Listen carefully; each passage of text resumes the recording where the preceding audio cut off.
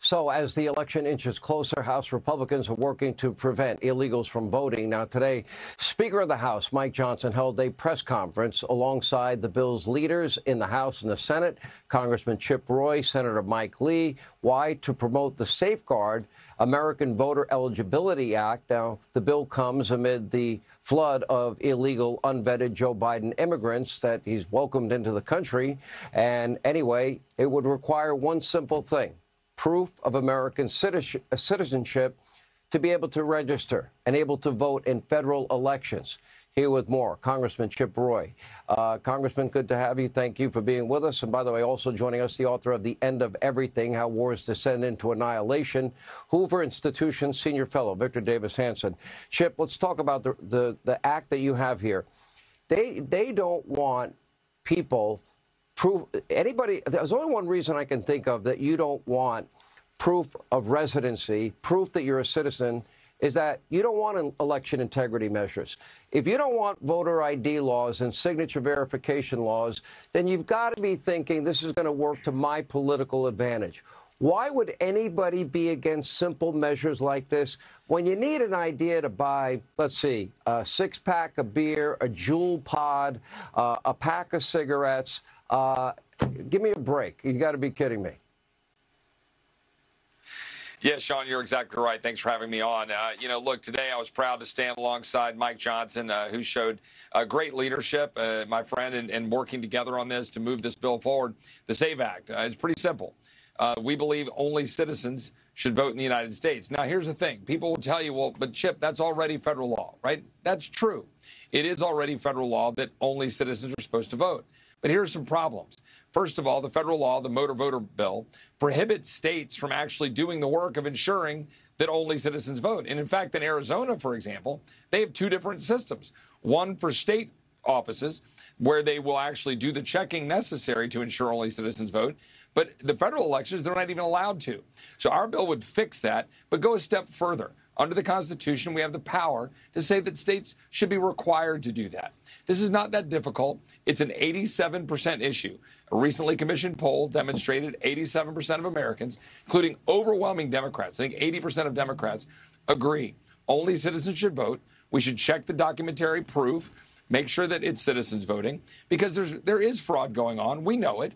We know that we've had people who are here illegally, the rampant numbers, the million parolees who have been dumped in the United States, including those who killed people like Laken Riley and have been disrupting our entire society.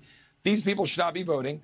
Citizens should vote. That's all this is. We'll see what happens. We should pass it, and we should call the question and see what Chuck Schumer and the Democrats will do.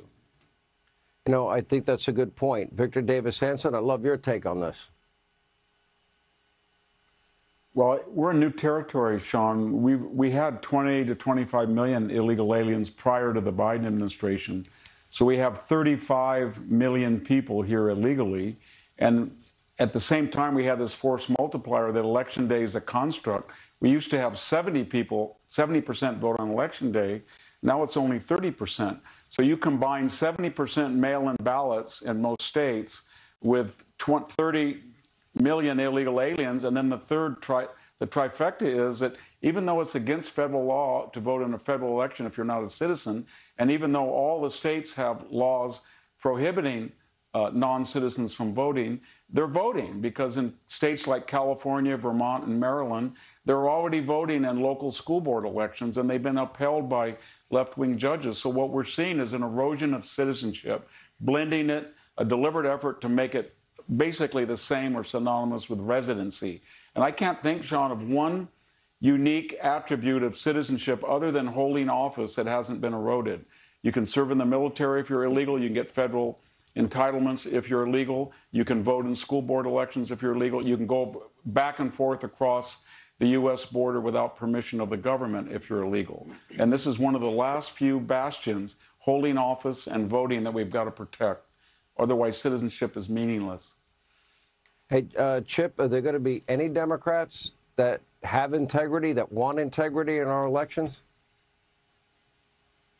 Yeah, I mean, I sure hope so. You know, a lot of people are assuming Democrats wouldn't support it. I'm a big believer in forcing votes. We're sent to Washington to vote. Let's put it on the floor. Let's pass it out of the House. Hopefully Democrats will join with us. Send it to the Senate. It's an 87% issue, as we already talked about. The fact is, what we're dealing with is the critical issue of the rule of law and faith in our elections. People come to this country, migrants come to this country because they believe in the rule of law. And by the way, I'm tired of this trope that somehow this is anti-immigrant or that we want to stop immigration or that there isn't good legal immigration. There are 51.5 million people in this country who are foreign born, Sean. That is about 16% of the population, the highest in our history in the country. And guess what? We're allowing in about 1 million people a year legally. The problem is Biden is blowing the door open, and now we got to make sure our elections are safe. So that's what this bill will do. Proud to offer it. Let's force the vote. A new president would be involved rightfully in deportation. Thank you both.